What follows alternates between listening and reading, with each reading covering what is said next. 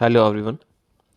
आज हम डिस्कस करने वाले हैं जितने भी 2015 से लगाकर 2019 तक जितने भी फिजिकल ज्योग्राफी में जितने भी पेपर हुए उनको एक बार हम रीड करते हैं और देखते हैं कि उन प्रश्नों की संभावित या जो सही उत्तर है वो क्या होंगे। सबसे पहले 2015 का जो पेपर है फिजिकल बेसिस ऑफ ज्योग्राफी, इस पेपर में देखिएगा सबसे पहले पार्ट ए के अंतर्गत जो प्रश्न आया वो इस प्रकार से था, फिलामेंट क्या है, व्हाट इज फिलामेंट। फिलामेंट की बात करें तो हमने अर्थ ओरिजिन से रिलेटेड कुछ थ्योरी को पढ़ा है। उस थ्योरीज के अंतर्गत आपने जेम्स जीन्स एंड जेफरे का एक कॉन्सेप्ट समझा था, जिसके अंतर्गत हमने देखा कि एक मुख्य तारा था और मुख्य तारे के साथ जब हम कहा कि जो साथी तारा आता है तो उससे एक ज्वार उठता है। ज्वार को हमने इस प्रकार से देखा था कि जो तारा है उस तारे से कुछ इस प्रकार से मटेरियल्स बाहर निकल जाते हैं। तो इस प्रकार से जो शिगार शेप में इस प्रकार का जो स्ट्रक्चर था उसको जेफरी ने फिलामेंट का नाम दिया है। आगे बढ़ते हैं। नेक्स्ट जो प्रश्न है वह है व्हाट इज फोल्ड। फोल्ड क्या है? तो वलन का सीधा सा आशय ये इस प्रकार से है कि जब हम किसी प्रकार से पहले तो हम आपको फोर्स का पता होना चाहिए, कौन सा फोर्स है। तो फोर्स जो लगेगा वह संपीड़न बल लगेगा, यानी कॉम्प्रेशनल फोर्स लगेगा। अब कॉम्प्रेशनल फोर्स के कारण अगर हम किसी रॉक्स को या किसी रॉक्स जो है अगर टू डायरेक्शन से उसको जब कॉम्प्रेस किया जाता है, उसे दबाया जाता है, तो उसके अंतर्गत इस प्रकार से फोल्ड आ जाता है। अब फोल्ड में किस प्रकार से, इस तरफ से भी हम दबा रहे हैं और इस प्रकार से हम दबा रहने का अर्थ होता है चट्टानों में इस प्रकार से इंडोजेनेटिक फोर्स के अंतर्गत इस प्रकार की प्रक्रिया होगी। जब इस प्रकार से चट्टान जो एकदम फ्लैट था वह इस प्रकार से फोल्ड हो जाता है, ऊपर उठा हुआ भाग और नीचे उठा हुआ भाग। ये आप रिवाइज कीजिएगा कि किसे हम अभिनति कहते हैं और किसे हम अपनति कहते हैं। आगे बढ़ते हैं।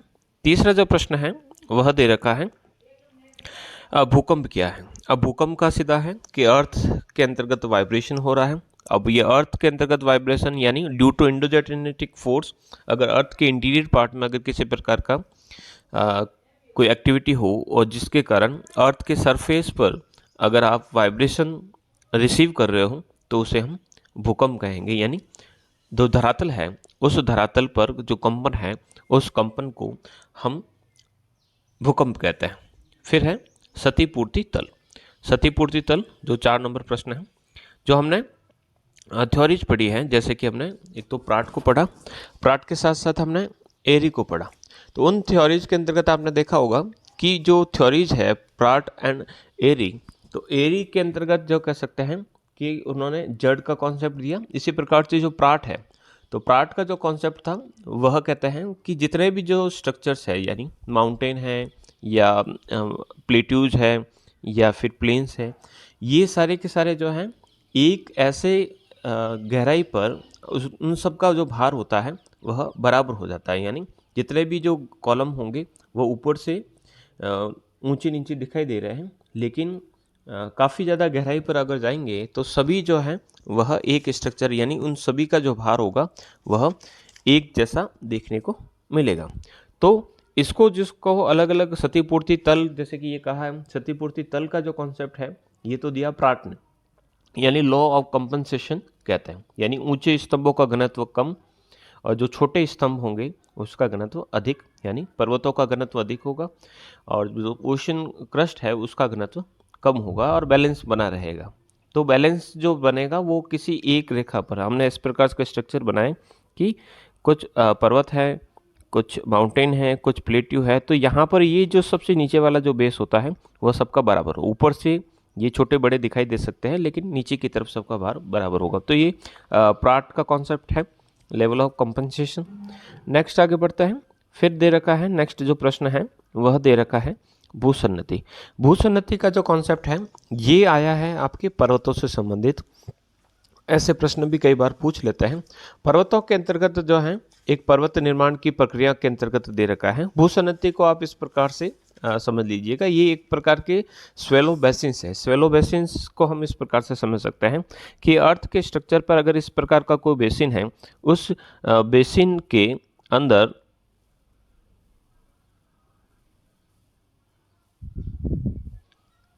इस प्रकार के बेसिन के अंतर्गत देखिएगा, जैसे कि ये जो बेसिन है, इस बेसिन के अंतर्गत जैसे कि यहाँ पर रिवर अपना कचरा डाल रही है, तो कचरा जो है यहाँ पर डिपॉजिट होगा। तो इस प्रकार से जिस स्वेलो रीजन्स में या जो डेप्थ है उसके अंतर्गत इस प्रकार के जो सेडिमेंट्स जो हैं वह डिपॉजिट होते हैं, तो इसको हम कह सकते हैं जियोसिंक्लाइन या भूसन्नति कहते हैं। अब आगे क्या होगा, जैसे जैसे ये डिपॉजिट बढ़ते जाएंगे वैसे वैसे जो इसका जो शेप है वह नीचे की तरफ जाएगा। इस प्रकार से ये धीरे जैसे जैसे वेट बढ़ेगा तो सारा का सारा जो कचरा है वह यहाँ पर, तो बेसिकली क्या है, जियोसिंक्लाइन एक प्रकार का स्वेलो रीजन्स है, वहाँ पर होने वाले जो डिपॉजिट्स हैं। डिपॉजिट कौन कर रहा है, तो जो रिवर्स है जितने भी वो सारे के सारे इस प्रकार के डिपॉजिट करती हैं। नेक्स्ट है लोयस। लोयस क्या है, तो लोयस जो है बेसिकली क्या है, तो लोयस का सीधा सा अर्थ है कि लोयस जो है वह एक प्रकार सी मिट्टी है, एक प्रकार के डिपॉजिट्स हैं।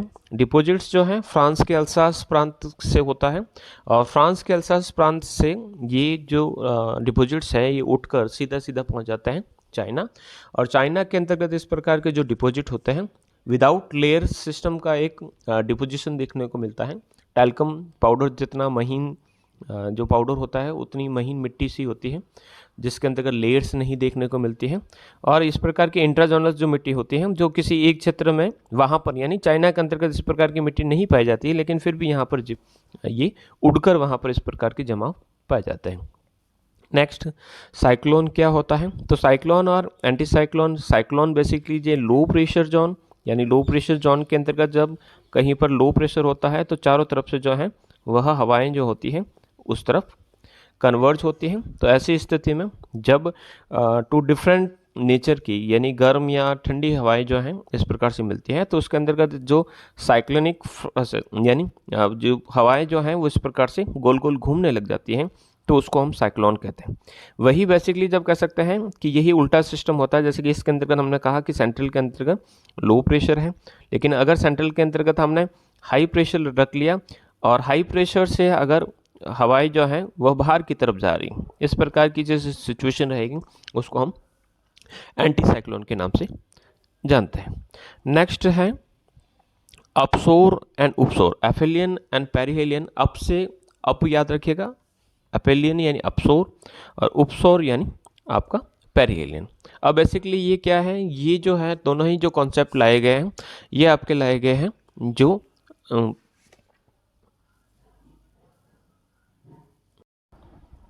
हमारा नेक्स्ट प्रश्न है उपसोर एवं अपसोर, एपिलियन एंड पेरिहेलियन।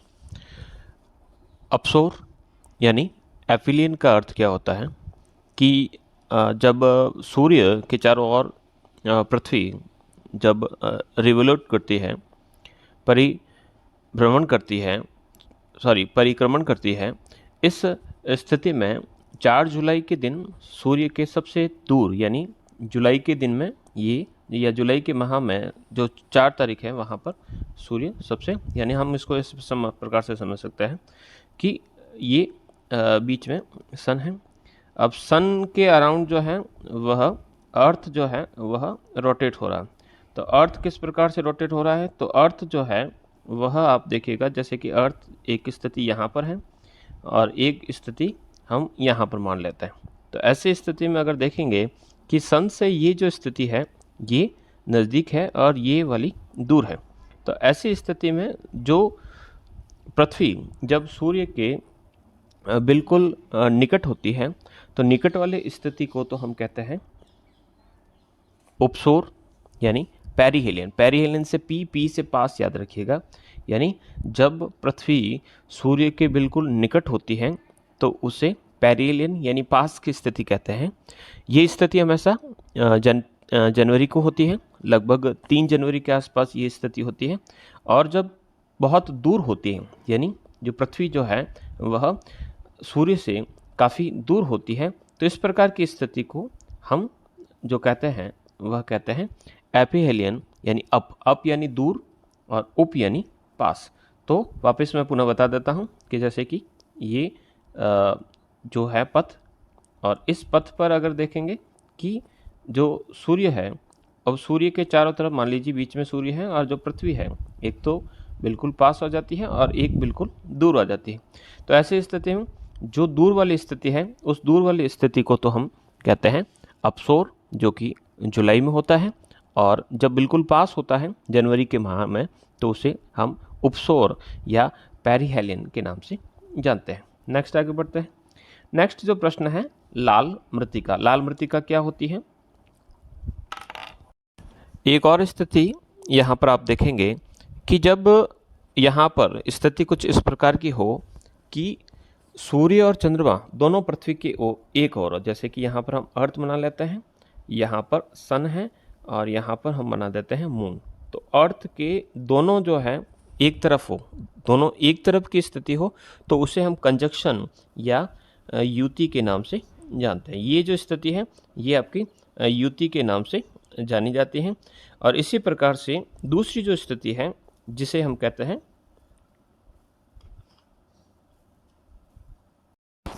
लाल मिट्टी का या लाल मृत्तिका या रेड क्ले। रेड क्ले जो है वो ओशन डिपॉजिट से आपका ये प्रश्न बना है। ओशन डिपॉजिट के अंतर्गत देखिएगा हमने दो प्रकार के निक्षेप पढ़े हैं, एक तो था पैलेजिक और एक था नैरेटिक। जो पैलेजिक निक्षेप है यानी काफ़ी गहराई वाले जो निक्षेप है उसको हम पैलेजिक कहते हैं, और जो कम गहराई वाले जो होते हैं उसे हम नैरेटिक कहते हैं। तो अधिक गहराई वाले जो निक्षेप हैं पैलेजिक, पैलेजिक के अंतर्गत जो है यानी पानी के अंदर का जो भाग है, जो ओशन सी फ्लोर है, वहाँ पर जो ज्वालामुखी का जो विस्फोट होता है, ज्वालामुखी के विस्फोट से जो निकलने वाली जो धूल है जो मुख्य रूप से रेड कलर की होते हैं। इसके अंतर्गत एल्यूमिनियम, फास्फोरस या रेड ऑक्साइड जैसे मिनरल्स वगैरह होते हैं। इनका जो बेसिकली जो रंग होता है वो लाल होता है, इसलिए उसको लाल मृत्तिका कहा जाता है। तो लाल मृत्तिका क्या है? एक प्रकार का पैलेजिक डिपॉजिट है जो काफ़ी गहराई पर पाया जाता है। नेक्स्ट प्रश्न जो है वह है वृहत और लघु ज्वार। ज्वार भाटे का जो कॉन्सेप्ट है, उस ज्वार भाटे के कॉन्सेप्ट में अगर हम देखेंगे तो आप पाएंगे जब सूर्य, पृथ्वी और चंद्रमा तीनों एक दिशा में, यानी अगर हम कहें कि सन, अर्थ और मून तीनों एक ही सीधी रेखा में हो तो उस समय जो ज्वार आएगा वह दीर्घ ज्वार आएगा, यानी स्प्रिंग टाइड आएगा या ऊंचा ज्वार आएगा। तो इस स्थिति में चंद्रमा और सूर्य दोनों का जो अट्रैक्शन पावर है या अट्रैक्शन फोर्स जो है वह दोनों मिलकर कार्य करता है, तो इससे लगभग 20% से ज़्यादा ऊंचा ज्वार आता है। तो इस प्रकार के ज्वार यानी जो दीर्घ ज्वार होते हैं वह महीने के अंतर्गत आपको 2 बार इस प्रकार के ज्वार देखने को मिलेंगे। एक बार अमावस्या को इस प्रकार की स्थिति होती है और एक बार पूर्णिमा को इस प्रकार की स्थिति होती है। जब सूर्य, पृथ्वी और चंद्रमा, एक और याद रखिएगा, सूर्य, पृथ्वी और चंद्रमा, सूर्य, पृथ्वी और चंद्रमा एक सीधी रेखा में होते हैं तो इसे युति, व्युति या सिजिकी के नाम से जाना जाता है। सिजी की स्थिति तो क्या हो गई? जब तीनों ही एक ही दिशा में हो। लेकिन इसी का एक और स्थिति आप लघु ज्वार यानी स्प्रिंग टाइड और नीप टाइड का अर्थ क्या है?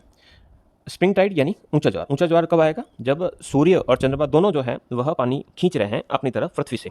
तो ऐसी स्थिति में 2 स्थितियां हो सकती हैं, जैसे कि हमने कहा कि दोनों मिलकर कब कार्य करें, या फिर तो वो कार्य करेंगे पूर्णिमा को, यानी या ऐसी स्थिति जो रहती है या फिर तो रहती है पूर्णिमा को। तो पूर्णिमा के दिन इस प्रकार की स्थिति होती है, या फिर ऐसी स्थिति जो रहती है वह रहती है अमावस्या का। अब अमावस्या और पूर्णिमा को क्या स्थिति रहती है, यानी दोनों ही सूर्य और चंद्रमा दोनों पृथ्वी के एक तरफ होते हैं और ऐसी स्थिति में यहाँ पर दोनों मिलकर कार्य करते हैं। जब अर्थ, मून और सन तीनों ही एक डायरेक्शन में हो तो इसे हम क्या कहते हैं? सिजिकी के नाम से जानते हैं। ये कहलाता है सिजिकी। सिजिकी की स्थिति क्या कहलाती है? जब पृथ्वी, चंद्रमा और सूर्य तीनों एक ही स्थिति में हो, एक ही रेखा में हो तो हम सिजिकी के नाम से उसे जानते हैं। यही स्थिति सिजिकी या युति इसके नाम से जाना जाता है। लेकिन अगर यह स्थिति इस प्रकार की हो कि अर्थ और अर्थ के दोनों तरफ, इस तरफ अर्थ के मून हो और मून और यहाँ पर हो सन, इस प्रकार की स्थिति यानी दोनों ही सन और मून दोनों ही पृथ्वी के एक ही ओर हो तो इस प्रकार की स्थिति को हम क्या कहते हैं? युति या इसे कंजक्शन के नाम से जाना जाता है।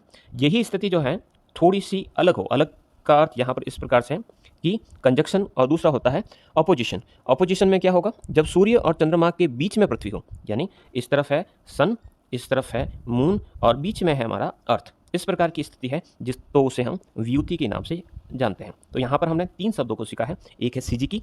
सिजिकी का अर्थ सीधा सा है सिजिकी या युति व्युति, यानी तीनों ही एक सीध में हो तो उसे हम सीजी की या युति व्युति कहते हैं। और अगर सूर्य और चंद्रमा दोनों के बीच में पृथ्वी हो तो उसे व्युति। और ऐसी ही स्थिति में अगर हम कहें कि अर्थ और अर्थ के दोनों तरफ, यहाँ पर मैं वापस बना देता हूँ कि अर्थ के दोनों तरफ, ये हमारा अर्थ है और अर्थ के इस तरफ हो गया मून और इस तरफ हो गया सन, दोनों ही एक ही दिशा में है। तो इस प्रकार की जो स्थिति है उसे युति या हम कंजक्शन के नाम से जानते हैं। आई होप यहाँ तक क्लियर हो गया होगा। ये हो गया आपका 2015 का पेपर।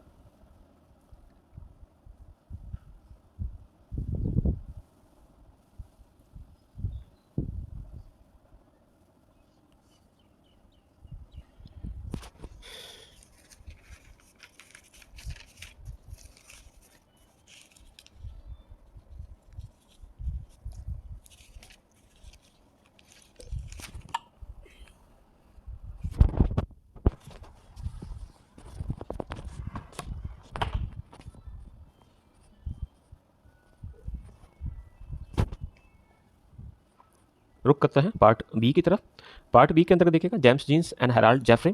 तो James and Jeans and Jeffreys की परिकल्पना जो है किस प्रकार की थी, उसके अंतर्गत जो कहा गया था कि जेम्स जीन्स एंड जेफरे, सबसे पहले हमने इस प्रकार की जो थ्योरीज है उसको हम द्वैतवादी और अद्वैतवाद, मोनिस्टिक एंड ड्यूलिस्टिक हाइपोथेसिस के अंतर्गत कन्वर्ट करते हैं। तो जेम्स जीन्स एंड जेफरे का जो कॉन्सेप्ट है वो किस प्रकार का है, तो उन्होंने जो कॉन्सेप्ट दिया उसके अंतर्गत देखिएगा ये ड्यूलिस्टिक हाइपोथेसिस के अंतर्गत आती है। दो तारों का जिक्र किया गया था जिसके अंतर्गत कहा गया कि जो सूर्य है, यानी सूर्य के पास में से जब उसका कोई साथी तारा जो है वह उसके साथ से मूव करता है, तो साथी तारे के मूव करने की स्थिति के अंतर्गत देखिएगा कि जब जो साथी तारा है यानी कंपेनियन जो स्टार है जब सूर्य के बिल्कुल पास में आता है तो इस प्रकार के कुछ मटेरियल्स जो है वह सन से इस तारे की तरफ बढ़ जाते हैं। तो इस प्रकार का जो सिगार शेप जो स्ट्रक्चर बनता है उसे हम फिलामेंट कहते हैं।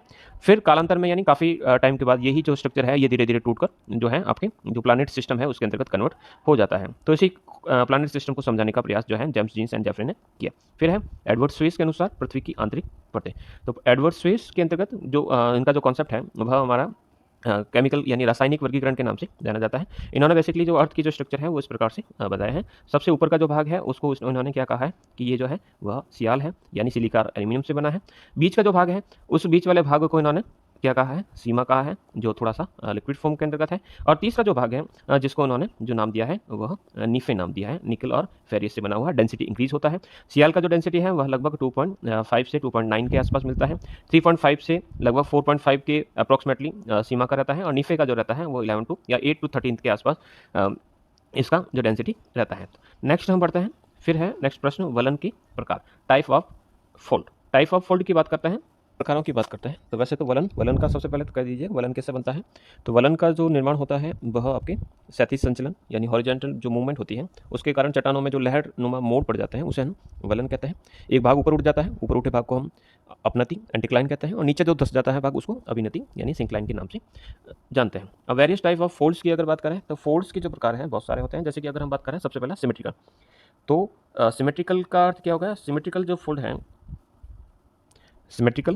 सिमेट्रिकल का हम जिक्र करें, सिमेट्रिक फोल्ड किस प्रकार से बनता है। तो सिमेट्रिकल फोल्ड का अर्थ होता है कि दोनों भुजाएं बराबर रूप से इस प्रकार से समान रूप से झुकी हुई है तो हम उसे सिमेट्रिकल कहेंगे। जैसे कि स्विट्जरलैंड का जूरा पर्वत इसी प्रकार का है। इसी प्रकार से असिमेट्रिकल जो दूसरा है असममित, असममित का अर्थ होता है कि दोनों बराबर नहीं झुके हुए, एक ज़्यादा झुका हुआ है और एक कम झुका हुआ है। तो एक इस प्रकार से ज़्यादा झुका हुआ है और एक इस प्रकार से कम झुका हुआ है। इस प्रकार का जो फोल्ड है तो उसे हम क्या कहेंगे, असिमेट्रिकल के नाम से जानेंगे। इसी प्रकार से ये हो गए दो, सिमेट्रिकल असिमेट्रिकल यानी सममित और असममित। फिर है तीसरा एक नत। एक नत का अर्थ होता है कि एक भुजा जो है धरातल से समकोण बनाता है यानी एकदम सीधी है, और दूसरी जो है वह धरातल के साथ साधारण झुकाव। इस प्रकार का जो फोल्ड है वह आपका कहलाएगा एक नत या मोनोक्लाइनल। वापिस मैं यहाँ पर रिपीट कर रहा हूँ तीनों को, अभी तक हमने 3 पढ़े हैं। 3 के अंदर देखिएगा, सबसे पहले हमने कहा कि दोनों बराबर रूप से झुके हैं तो इसे हम सममित कहेंगे। एक ऐसा झुका हुआ है, दूसरा ऐसा झुका हुआ है, यानी दोनों बराबर रूप से झुके हुए नहीं हैं तो उसे हम कहेंगे असममित।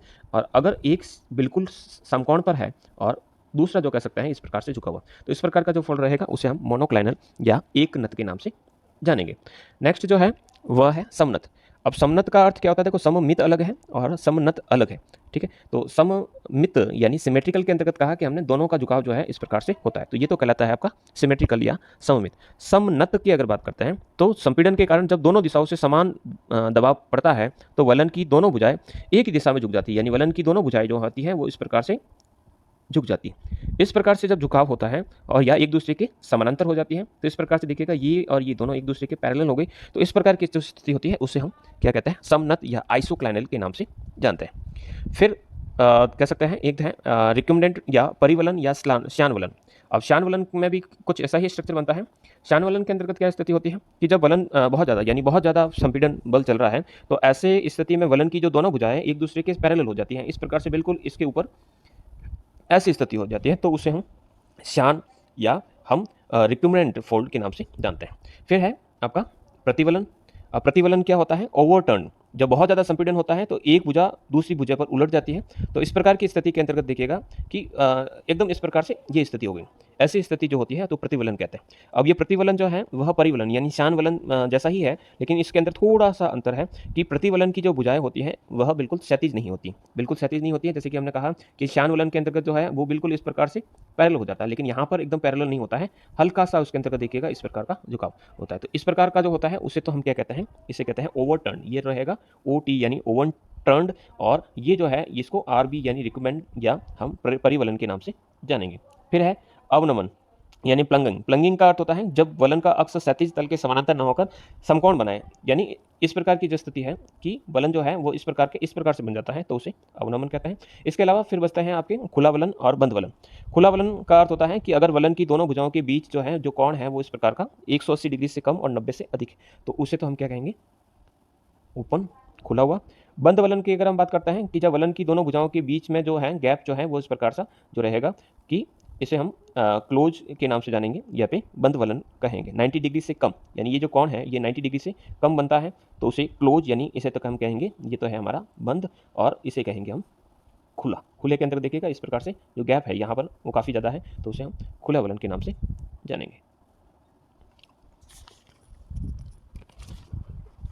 पंखा वलन का अर्थ है कि जो अभिनति और अपनति बनती है, जैसे कि हमने कहा कि जो फोल्ड बनता है उसके अंतर्गत एक अभिनति बनती है और एक अपनति बनती है। अभिनति और अपनति में देखिएगा जो अभिनति है उस अभिनति के अंतर्गत इस प्रकार की और छोटी छोटी अपनतियाँ और अभिनतियाँ, और इस प्रकार से ये जो ऊपर वाला भाग है ये देखिएगा ये वाला, ये यानी इसको ऊपर वाले भाग को हम अभिनति और इसको कह सकते हैं कि जो नीचे वाला जो भाग है उसको अभिनति और ऊपर वाले को अप यानी ऊपर वाला ये है आपका अपनति, अपनति के नाम से जाना जाता है, यानी इसे एंटीक्लाइन कहेंगे और इसे हम सिंक्लाइन कहेंगे। तो जो यहाँ पर जो है, यहाँ पर आप देखेंगे कि इसके अंदर बहुत सारे छोटे छोटे अभिनति और अपनति यहाँ पर भी बने हुए और यहाँ पर भी बने हुए, तो इस प्रकार से किसी वलन की अभिनति और अपनति दोनों में जब कह सकते हैं छोटी छोटी और अभिनतियाँ और अपनतियाँ मिलती हैं, तो उसे हम क्या कहते हैं, पंखे वलन के नाम से जानते हैं। नेक्स्ट है पठार। पठार क्या है, तो पठार जो है ऊपर से लगभग कह सकते हैं कि एक फ्लैट स्ट्रक्चर जो होता है, यानी अमूमन इस प्रकार से जो फ्लैट स्ट्रक्चर होता है और पर्वतों से जो छोटे होते हैं, तो उसे हम पठार के नाम से जानते हैं। पठार जो है वह कई प्रकार के होते हैं। पठारों को अगर हम परिभाषित कराएं या फिर अलग अलग प्रकार के पठारों को देखें, तो पर्वतों के बीचों बीच जो है वह पाए जाने यानी पर्वतों से घिरे हुए पठार भी मिलते हैं, तो उसे हम अंतरा पर्वतीय पठार के नाम से जानेंगे। इसी प्रकार से अगर कोई पठार जो है वह पर्वत के ठीक नीचे है, तो उसे हम पीडमॉन्ट प्लेट्यू के नाम से जानेंगे। इसी प्रकार से ज्वालामुखी इरप्शन से भी बनने वाले प्लेट्यूज हैं, ये अलग अलग प्रकार के प्लेट्यूज जो हैं वो आप किताब के अंतर्गत से विस्तार से देखिएगा। नेक्स्ट बनते हैं हिमनद से बनने वाले स्ट्रक्चर। हिमनद से कौन कौन से स्ट्रक्चर बनते हैं उससे पहले आपको थोड़ा सा पता होना चाहिए कि हिमनद का जो कार्य कैसा होता है। तो हिमनद जो होता है प्लकिंग करता है, यानी सामने आने वाली जो चट्टानें हैं उसकी जो जॉइंट्स में है उसमें प्रवेश कर जो है वह चट्टानों को तोड़ देता है, यानी प्लकिंग करता है। फिर एब्रेजन करता है, यानी अपघर्षण का कार्य भी करता है। अब हम इसके अपर्दनात्मक स्वरूप की अगर बात करें, सबसे पहले हमको डिवाइड करना है कि अपर्दनात्मक स्थल रूप कौन से होते हैं, यानी इरोजनल कौन कौन से होते हैं और डिपोजिशनल कौन कौन से होते हैं। तो इरोजनल के अंतर्गत सबसे पहला जो है वह है आपका यू शेप वैली। तो यू शेप वैली जो है वह यू शेप का होता है। फिर है हैंगिंग वैली। हैंगिंग वैली का स्ट्रक्चर आपको देखना पड़ेगा कि जो मुख्य घाटी है उसके साथ साथ छोटी छोटी घाटियाँ, जैसे कि यहाँ पर हिमनद बह रहा है, तो हिमनद के ऊपर की तरफ से जो पानी गिर रहा है साइड में से, वह आपका कहलाएगा हैंगिंग वैली। फिर है सर्क। सर्क का स्ट्रक्चर क्या होता है, तो सर्क को हमने पढ़ा था, सर्क जो है वो आरामदायक कुर्सी के समान होता है, यानी कुछ इस प्रकार का जो स्ट्रक्चर होता है, तो उसे हम सर्क कहते हैं। यहाँ से हिमनद जो है वो इस प्रकार से फ्लो करता है, तो उसे हम सर्क कहते हैं। सर्क बेसिन किसे कहते हैं, तो सर्क बेसिन जो है वह सर्क के नीचे वाला जो भाग होता है, यानी जो हमने बनाया कि सर्क, अब सर्क के अंतर्गत ये जो है ये इसका क्या कहलाता है, इसका बेसिन कहलाता है। ये आरामदायक कुर्सी वाला जो स्ट्रक्चर है उसे हम सर्क या हिमगह्वर कहते हैं। फिर है अरेत, अरेत क्या होता है? तो अरेत को हम इस प्रकार से समझ सकते हैं कि जो पहाड़ों के बीच में इस प्रकार से तीखे-तीखे से जो भाग होते हैं, इस प्रकार के जो कंगीनुमा आकृति के होते हैं, तो अरेत या उसे तीक्ष्ण कटक के नाम से जानते हैं। और जब अरत जो है, अरेत या गिरिशृंग है, वह काफ़ी ज़्यादा अपवर्तित हो जाता है और उसकी जो आकृति है वो पशु के सिंग जैसी हो जाती है। पशुओं के सिंग जैसी हो जाती है, तो उसे हम जो कहते हैं, उसका जो नाम है, उसे हम हॉर्न या गिरिशृंग कहते हैं। यानी अरेत जो है वह इस प्रकार का बन गया, तो उसे हम हॉर्न या गिरिशृंग के नाम से जानते हैं। इसके अलावा नुनाटक, नुनाटक क्या है? तो जो हिमादित क्षेत्र है, यानी हिम के जो चित्र हैं, तो उन चित्र के अंतर्गत देखिएगा इस प्रकार के जो स्ट्रक्चर पीछे बच जाता है, तो उसे नुनाटक कहते हैं। इस प्रकार के जो स्ट्रक्चर है उनको कहीं कहीं पर मोनेटनॉक भी कहते हैं या इंसेलबर्ग भी कहते हैं। याद कीजिएगा इंसेलबर्ग कहाँ पर मिलते हैं और इसी प्रकार के मोनेटनॉक जो है वो कहाँ पर मिलते हैं। इसके अलावा जो स्ट्रक्चर बनता है वह हिम सोपान। अब हिम सोपान जो है, जिसे हम दैत्याकार सोपान भी कहते हैं, तो ग्लेशियर्स जो है वह सोपान आ गया, यानी इस प्रकार का स्ट्रक्चर बन गया।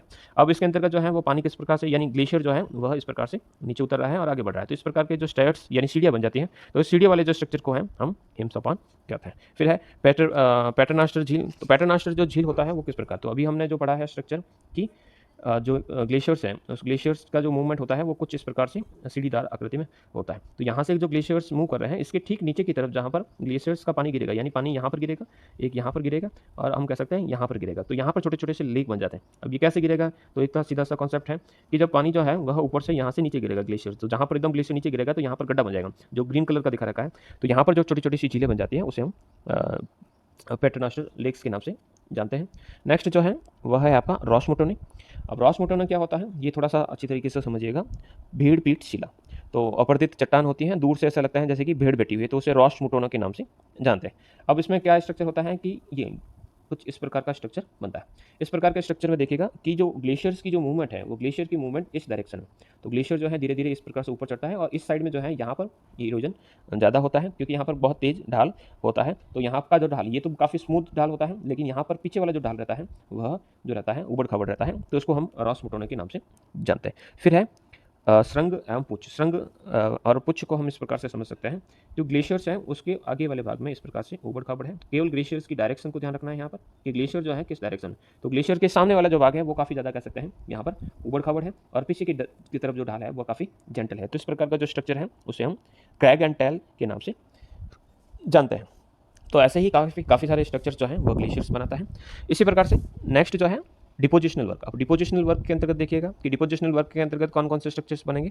तो सबसे पहला है हिमोड या मोरेन, यानी हम हिमनद के जो ग्लेशियर्स के जो हैं, सबसे पहले हमने इरोजनल पढ़े, इरोजनल के साथ हम पढ़ते हैं सबसे पहले मोरेन। मोरेन यानी हिमोड। हिमोड का अर्थ होता है कि जो ग्लेशियर मूव कर रहा है, देखिएगा जैसे कि मान लीजिए कि ये ग्लेशियर जो है, इतना बड़ा सा ग्लेशियर है और ये मूव कर रहा है, तो मूव करते समय इसके साथ जो डिपॉजिट हो रहा है, तो डिपॉजिट जो है वह जो है अलग अलग नाम से जाना जाता है। जैसे कि जो आगे वाला जो भाग है, जैसे कि यहाँ पर, ठीक है, हम यहाँ पर ऐसे सकते हैं कि ये यहाँ पर यानी दोनों की ना ग्लेशियर जो है मूव कर रहा है, जैसे कि ये ग्लेशियर इधर मूव कर रहा है, उसके दोनों तरफ जो डिपॉजिट हो रहा है उसे हम लैटरल मोरेन के नाम से जानेंगे, यानी पार्श्विक हिमोड, पार्श्विक यानी किनारों पर।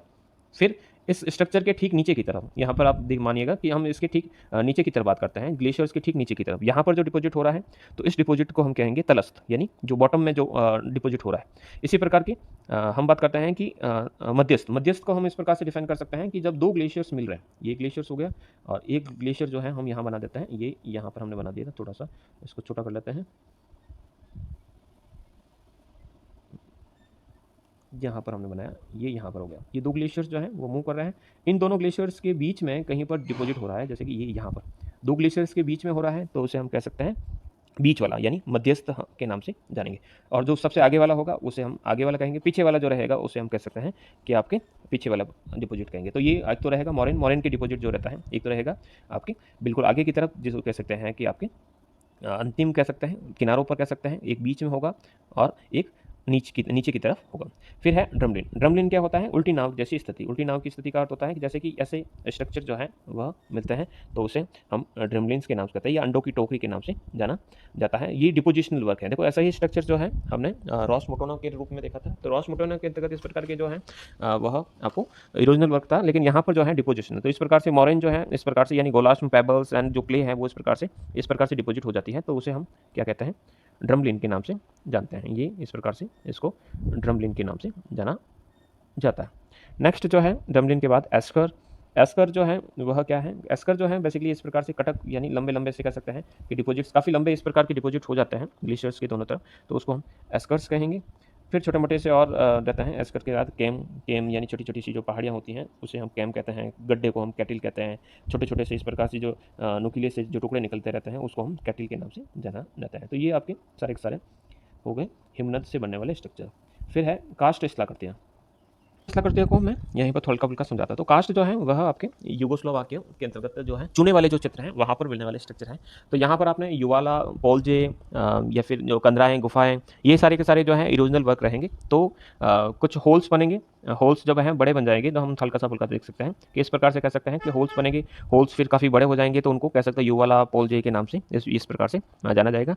फिर डिपोजिशनल वर्क के अंतर्गत देखिएगा, इसके अंतर्गत कंदरा कैक भी बनेगा और इसके अंतर्गत जो है स्टेलेक्टाइट यानी लटकने वाली गुफाओं के अंतर्गत इस प्रकार के स्ट्रक्चर जो ऊपर की तरफ से नीचे की तरफ से नीचे की ओर लटक रहे हैं तो उसको स्टेलेक्टाइट के नाम से जाना जाता है। अष्टुतास्म और निष्ठुतास्म के नाम से जाने जाते हैं। तो गुफा के अंतर्गत आपको एक तो ऊपर की तरफ लटकते हुए तो उसे हम स्टेलेक्टाइट के नाम से कहेंगे, और जो ऊपर की तरफ जा रहे हैं फर्श से ऊपर की तरफ बढ़ रहे हैं उसे स्टेलेग्माइट के नाम से जाएंगे। जब दोनों मिल जाएंगे यानी दोनों ही जो आपस में मिल जाएंगे तो उसको हम क्या कहेंगे, कंदरा स्तंभ के नाम से जानते हैं। नेक्स्ट जो है वायुमंडल क्या है। वायुमंडल क्या है, तो वायुमंडल जो है हमें चारों तरफ से घिरा हुआ जो स्ट्रक्चर है उसे वायुमंडल कहते हैं। संगठन देखिएगा, यहाँ पर दो शब्द का बिल्कुल ध्यान रखिएगा। एक तो दे रखा है संगठन, संगठन दे रखा है तो वह कैसे बना है तो उसके बारे में बताना है। और अगर उसके बारे में अगर आपसे पूछा जाता है संरचना, तो संरचना के अंतर्गत आपको लेयर सिस्टम बताना है। यानी यहाँ पर कंफ्यूज नहीं होना है। आपको जब संगठन यानी कंपोजिशन के बारे में पूछा है तो आपसे ये पूछा जा रहा है कि इस वायुमंडल के अंतर्गत कौन कौन सी गैसें या कौन कौन से तत्व पाए जाते हैं। तो संगठन को हम किस प्रकार से बता जाएंगे कि वायुमंडल के अंतर्गत जो है, वायुमंडल जो है उसके अंतर्गत मुख्य रूप से कौन कौन से तत्व पाए जाते हैं। तो सबसे पहले तो हम कह सकते हैं कि इसके अंतर्गत गैस मिलती है, फिर इसके बाद कह सकते हैं कि एरोसोल्स मिलते हैं, एरोसोल्स के बाद दूसरे जो है एरोसोल्स के अंतर्गत यानी धूल के कण मिलते हैं, गैस मिलती है, और तीसरा जो है वह जल वाष्प मिलती है। तो इस प्रकार से तीनों मिलकर जो है वायुमंडल की संरचना संगठन का निर्माण करता है। गैसेस के अंतर्गत आप nitrogen, oxygen, argon, carbon dioxide, helium, hydrogen, xenon, इन सभी गैसों का आप थोड़ा सा जिक्र करेंगे। और इसी के साथ साथ जब हम बात करते हैं जलवाष्प, तो जलवाष्प का क्या कंटेंट है, धूल के कण, और धूल के कण के साथ इसकी महत्ता यानी आसमान का रंग जो नीला या लाल जो दिखाई देता है तो उसके पीछे किसका योगदान रहता है, यो यहाँ पर भी आप डिस्कस कर सकते हैं। नेक्स्ट जो है हम बढ़ते हैं वर्षण। देखिए वर्षण और ब्रैकेट में जो दे रखा है आपके वर्षा, तो वर्षण में बेसिकली आपको वर्षा दे रखा है। तो वर्षण यानी पर्सिपिटेशन जो होता है वो अलग होता है। तो वर्षण के जो प्रकार लिखे हैं, तो वर्षण को हम इस प्रकार से डिफाइन कर सकते हैं। देखिएगा पानी जब गर्म होता है तो वह गैस के अंतर्गत बदल जाता है, और वही गैस जब वापस ठंडी होती है, जलवाष्प ठंडी होती है तो वापस पानी के अंतर्गत बदलती है। पानी के अंदर भी बदल सकती है या फिर वह कह सकते हैं कि बर्फ के कणों के अंतर्गत भी बदल सकती है। तो उसको हम क्या कहते हैं, वर्षण या पर्सिपिटेशन के नाम से जानते हैं। तो वर्षण या पर्सिपिटेशन के टाइप्स की अगर बात करते हैं तो ये जो है वह आपके रेनफॉल यानी बारिश के रूप में भी हो सकता है। बारिश के रूप में क्या होगा कि जो कह सकते हैं कि वायुमंडल के अंतर्गत जो जलवाष्प है वह जल बूंदों के रूप में गिर रहा है तो उसे हम क्या कहेंगे, रेनफॉल कहेंगे।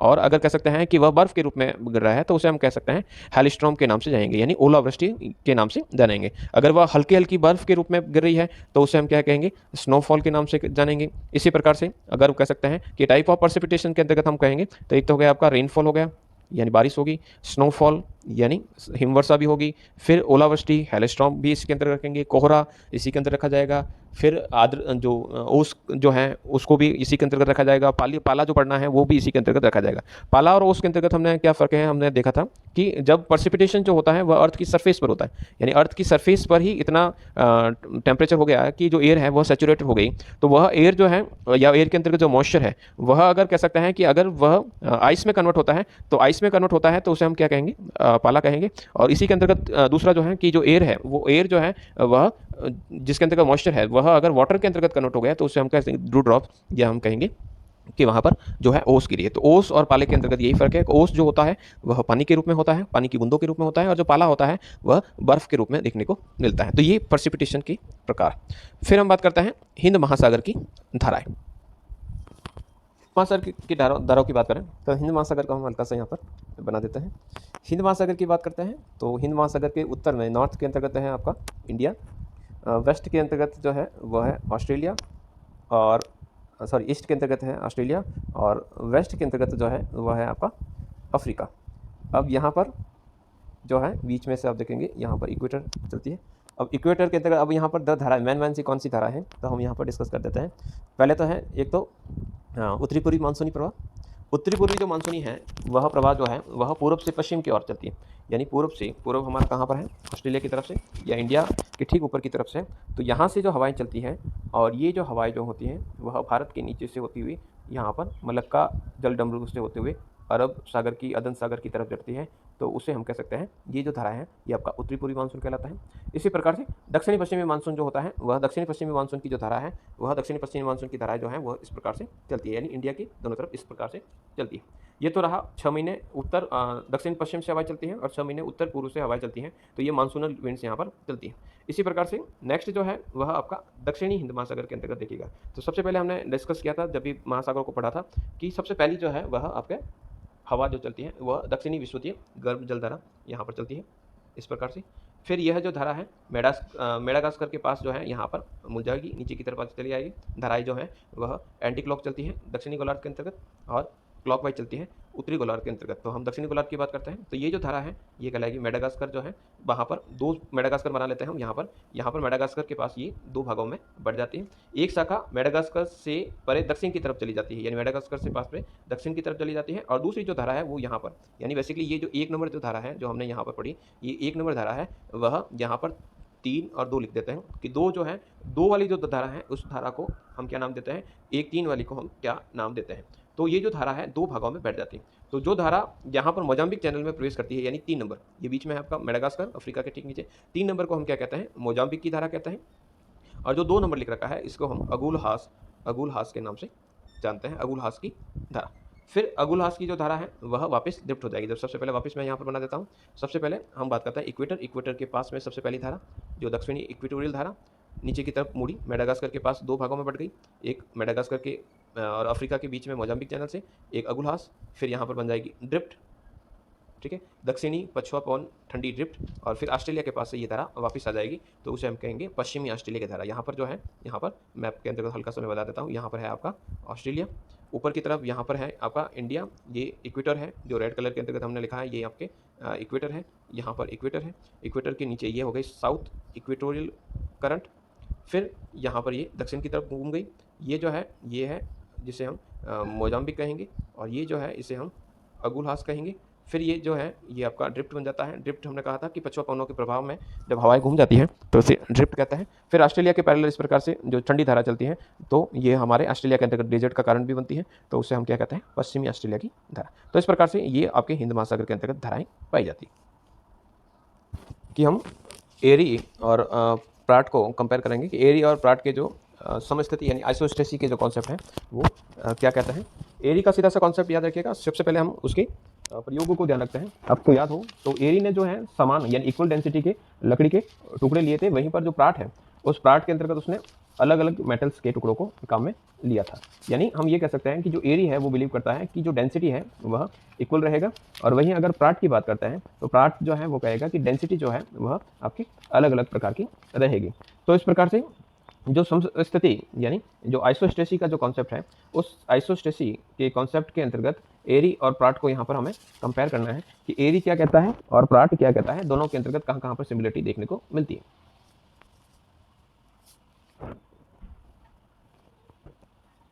सबसे पहले एरी को कॉन्सेप्ट करते हैं। एरी जो कहता है स्टार्ट करके कहता है कि जो क्रस्ट है वह जो है सबस्ट्रेटम यानी अधस्तर में, यानी स्याल जो है सीमा के ऊपर तैर रहा है, और जितने भी जो स्तंभ है कॉलम्स जो है उसका घनत्व बराबर है लेकिन गहराई में अंतर है। तो घनत्व बराबर है तो किसका, जो पर्वत पठार मैदान जितने भी हैं उन सभी का जो है वह डेंसिटी जो है वह इक्वल है, और लेकिन उसकी जो डेप्थ है गहराई वह अलग है, या फिर अलग अलग प्रकार, यानी जो जितना ऊंचा है वो काफ़ी ज़्यादा गहराई पर डूबा हुआ है, यानी वह जड़ों में बिलीव करता है कि जो पर्वत होती है उसके जड़ें होती है, या फिर जो सियाल जो सीमा पर तैर रहा है। इस प्रकार के कॉन्सेप्ट को एरी डिस्कस करता है। दूसरा जो डिस्कस करते हैं हम प्राट। प्राट जो है वह कह सकते हैं कि वह जो पहाड़ है उस पहाड़ों का जो घनत्व होता है वह पठारों से कम, पठारों का मैदानों से कम, मैदानों का जो है वह समुद्र की तलों से कम घनत्व बताता है। यानी जितना ज़्यादा ऊंचा होगा उतना ही जो घनत्व होगा उसका कम होगा, यानी ऊंचा स्तंभ और कम घनत्व, नीचा स्तंभ अधिक घनत्व जो है उसमें बिलीव करता है। यानी जो जितना ज़्यादा ऊंचा होगा उसका ज़्यादा ही उतना ही कम वहाँ पर उसकी डेंसिटी देखने को मिलेगी, लेकिन सभी का जो भार है वह एक क्षतिपूर्ति तल जो है यानी लेवल ऑफ कंपनसेशन के पास बराबर होगा। तो हम दोनों को इस प्रकार से कह सकते हैं कि एरी जो कहता है वो घनत्व बराबर और गहराई में अंतर में बिलीव करता है, वहीं जो प्राट है वह गहराई बराबर मानता है लेकिन घनत्व के अंतर्गत जो अंतर है उसमें बिलीव करता है।